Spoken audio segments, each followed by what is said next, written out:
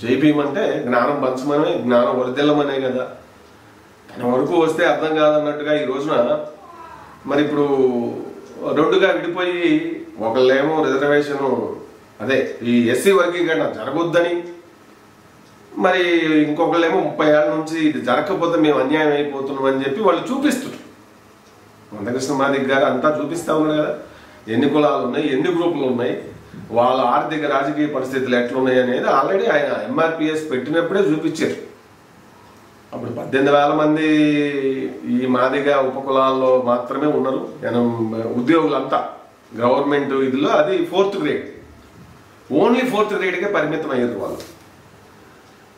ఆ తర్వాత 88,000 మంది ఉద్యోగులు మాల సామాజిక వర్గంలో వివిధ అన్ని గ్రేడ్ ఏబిసిడీల్లో ఉన్నట్టుగా కూడా అప్పటి సర్వే ప్రకారం చెప్పడం జరిగింది. ఇంప్లిమెంటేషన్ ఉమ్మడి ఆంధ్రలో అయిన తర్వాత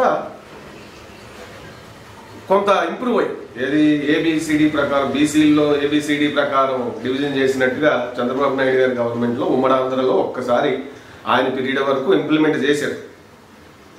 చేసినప్పుడు ఖచ్చితంగా గ్రోత్గా అదే ప్రోగ్రెస్ కనపడింది. మాదిగ ఉపకులాల్లో దాదాపు 4,000 మంది బెనిఫిట్ అయ్యారు. అది క్లియర్గా అర్థమైంది. మరి అప్పటి నుంచి పోరాడుతూ ఉన్నారు. ఇప్పటికీ సమాజం మొత్తానికి అది స్ప్రెడ్ అయింది. మరి మాలా సోదరులు, ఈ నాయకులు వీళ్ళంతా ఇప్పుడు ఇది విడిపోవటం మాకు ఇది విడదీస్తున్నారు, అగ్రకులాల కుట్ర, పొలిటికల్ కుట్ర, లేదా మందకృష్ణ మాది కుట్ర అంటారు. అంటే మిగిలిన సమాజం ఏమీ గమనించదని వీళ్ళు అనుకుంటారా? నాకు అర్థం కాదు. గమనిస్తే అన్యాయం ఎవరికి జరుగుతుంది? ఇప్పుడు గ్రామాలలో సింపుల్ లాజిక్ అయితే అప్లై చేస్తారు కదా. మాదిగ పెళ్ళి లేదా మాల పెళ్ళి, అక్కడ మాదిగ పల్లిలో వాళ్ళు ఎంత అభివృద్ధి అయి ఉంటారు, వాళ్ళు ఏమాత్రం చదువుకొని ఉంటారు, ఏ ఏ ఉద్యోగాల్లో ఉంటారు, అలాగే ఎవరు అవేర్నెస్తో ఉంటారు, ఎవరు కొంచెం భూములు కలిగి ఉంటారు, ఎవరు కాస్త మెరుగైన ఆలోచనలతో ఉంటారు అనేది ఊళ్ళల్లో జనాలు అందరికి తెలియదా? ఎరిక కాదా? అది అందరికి తెలిసే ఉంటుంది కదా.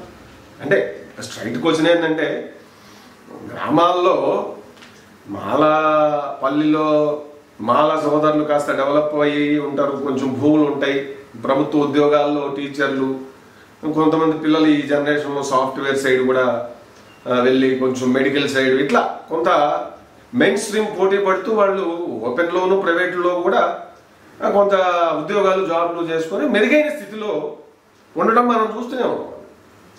సో సమాజం అంతా గమనిస్తుంది కదా. వాళ్ళు ఇన్వాల్వ్ అవ్వకపోయినా మనకి ఎందుకులే ఇష్యూ అని అనుకుంటారు. పొలిటికల్ పార్టీలు 30 ఏళ్ళకి ఎందుకు సాధిస్తున్నారంటే ఇదే పొలిటికల్ గేమ్. ఎలక్షన్స్ వచ్చినప్పుడు మేము చేస్తాం, విభజన చేస్తాం అంటారు. మేము ఇప్పుడు ఓటు బ్యాంకు రాజకీయాలు ఉంటాయి కదా, ఇక అదే ముచ్చట. మరి ధర్మాలు ఇప్పుడు ఇప్పుడు సమాజం ముందు ఈ ఇష్యూ నడుస్తూ ఉంది. మిగిలిన వర్గాలు, బీసీ వర్గాలు కావచ్చు, ఓసీ వర్గాలు అందరిని ఒక సందర్భం వచ్చినప్పుడు మన ఆలోచన ఏంటనేది అక్కడ బయటపడిపోతుంది. మనం ఎటువైపు ధర్మం వైపు ఉన్నామా, అధర్మం వైపు ఉన్నామా? మరి ఇంతకాలం బెనిఫిట్ అవుతూ ఉన్నారు కాబట్టి ఆ బెనిఫిట్ని వదులుకోలేనటువంటి ఒక తత్వం కనపడతా ఉన్నాం వాస్తవం మాట్లాడుకుంటే. అవునా కదా?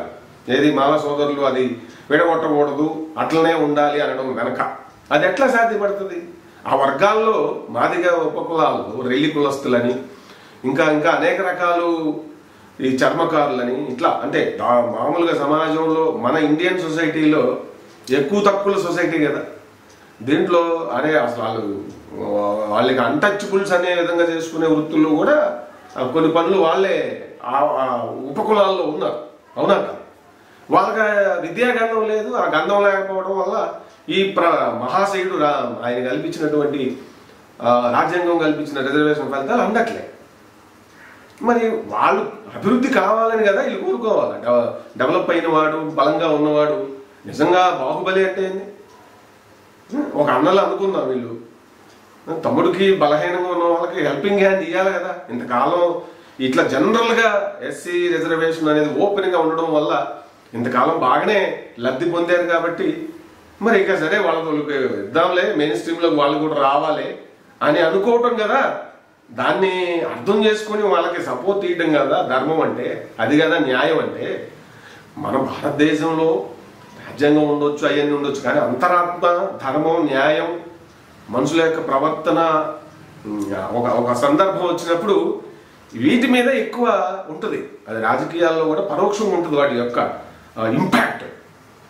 పాలించే పాలకుడు అతని టీము వర్గం అంతా ప్రజల్ని హింస పెడితే అది కనిపించదు, ఎలక్షన్స్ ఓట్ల రూపంలో ప్రతిఫలిస్తుంది, రిఫ్లెక్ట్ అవుతుంది అనమాట. సో ఈ మాల సామాజిక వర్గానికి చెందిన ప్రముఖులు కావచ్చు, బాగా మాట్లాడగలిగే వక్తలు కావచ్చు, ఎనలిస్టులు కావచ్చు, పొలిటికల్ లీడర్స్ కావచ్చు.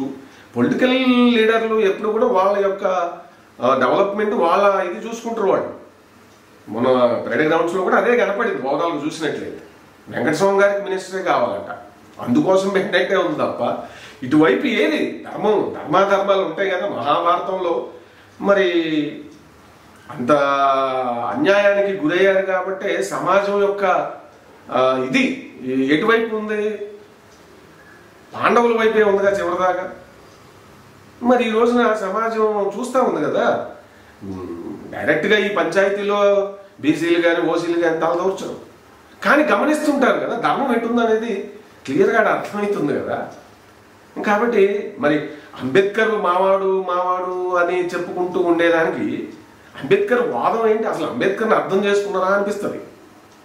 అంటే ఇట్లా లబ్ధి పొందుతున్న లబ్ధి పోతుంది అంటే ఆ బాధ ఎక్కువై అప్పటికి అంబేద్కర్ మరి మామూలు అప్పుడైతే అంబేద్కర్ను అవమానపరిచారని చెప్పి మరి ఇదని చెప్పి ధనిక వర్గాలని భూస్వామ్య వర్గాలని మరి వాళ్ళ మీద దండయాత్ర చేయడం అనేది జరుగుతుంటుంది కదా. అది అంటే ఐడియాలజికల్గా దోపిడీకి గురైంది వ్యవస్థ, దోపిడీ ఇదవుతుందని చెప్పి అప్పుడు అంబేద్కర్ గారు సమానత్వం కోసం పోరాడిండు అని చెప్పి చెప్పడం అయితే ఉంటుంది.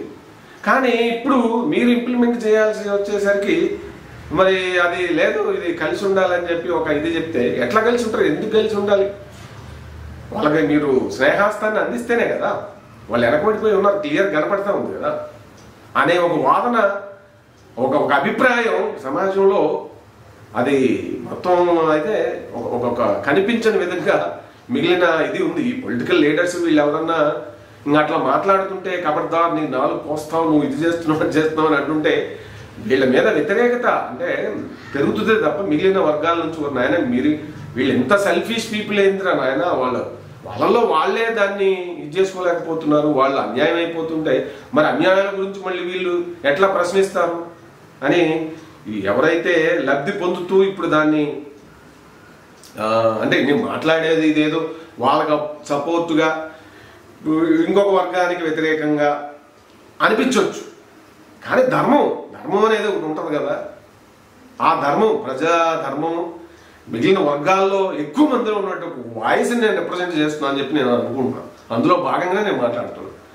అక్కడ అన్యాయం అయిపోతా ఉంది. వాళ్ళు అభివృద్ధిలోకి రావాలంటే అందుకోవాలి, కొంత రాజ్యాంగ పరంగా ఉన్న ఆ ఫలాలు అందుకొని ఆ ఉద్యోగాలు సంపాదించుకొని ఎదిగితే ఆర్థికంగా బలపడతారు. ఆర్థికంగా బలపడినప్పుడు సామాజిక గౌరవం ఉంటుంది.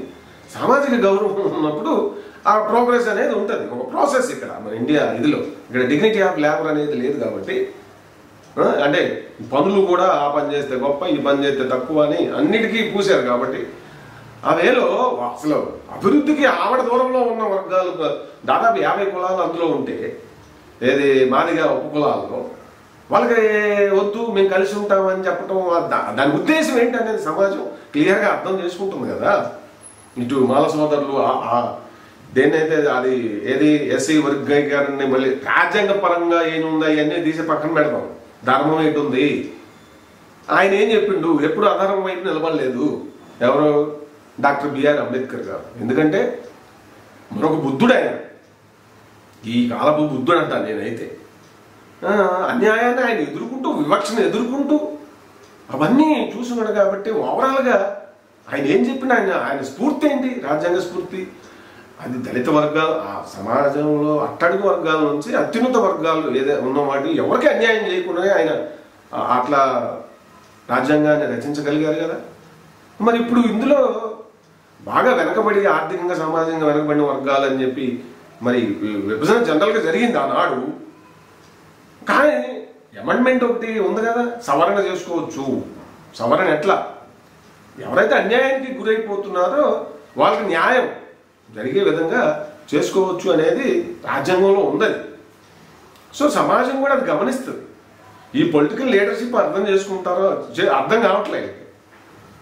అర్థమైనా కూడా ఏంటంటే ఇంకా మొండిగా పోరాడాలి, ఈ అవకాశం పోరాడితే అంటే మాకు రిజర్వేషన్ పెంచండి ఓవరాల్గా ఇంకాస్త అని చెప్పి పోరాటంలో తప్పులేదు.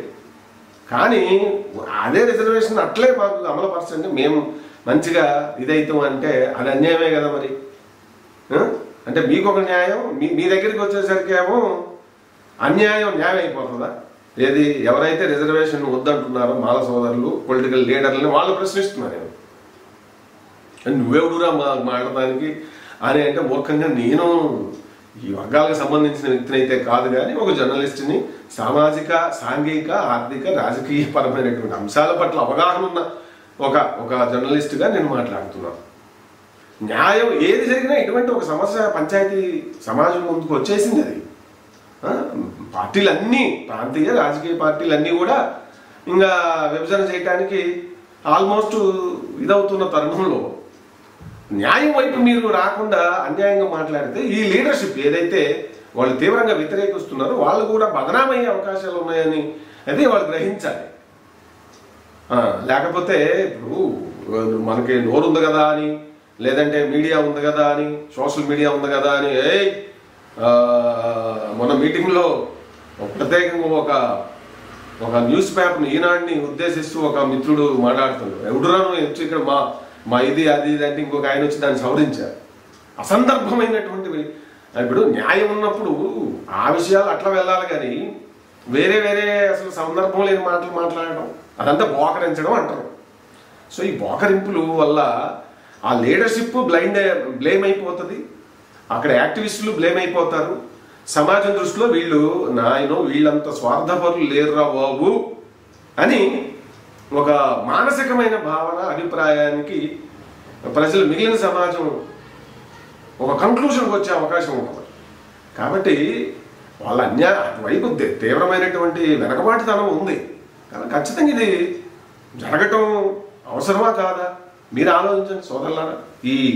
ఈ రిజర్వేషన్ ఎస్సీ వర్గీకరణ వద్దు, మాకు కలిసి ఉండడమే ముద్దు అని తేనె పలుకులు పలుకుతూ చేస్తున్న వాళ్ళ గురించి ఇది నేను మాట్లాడదలుచుకున్నది.